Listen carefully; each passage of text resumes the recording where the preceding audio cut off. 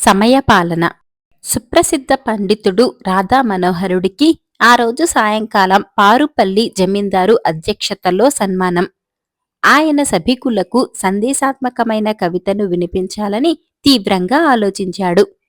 సూర్యోదయం, అస్తమయం, పగలు, రేయి, పౌర్ణమి, అమావాస్య, ఎండలు, వానలు అన్నీ నిర్ణీత సమయంలోనే వస్తాయి. ప్రకృతిలో ప్రతి అణువు సమయపాలన పాటిస్తుంది. మనుషులను జంతుజాలం నుంచి వేరు చేసేది క్రమశిక్షణ. క్రమశిక్షణకు తొలి అడుగు, తుది అడుగు సమయపాలన.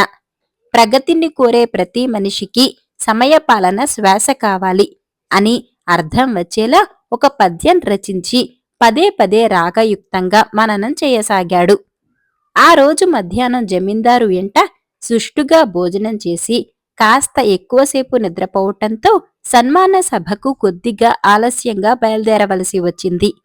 కొంత దూరం వెళ్లేసరికి గుర్రబండి వేగం పెరిగింది.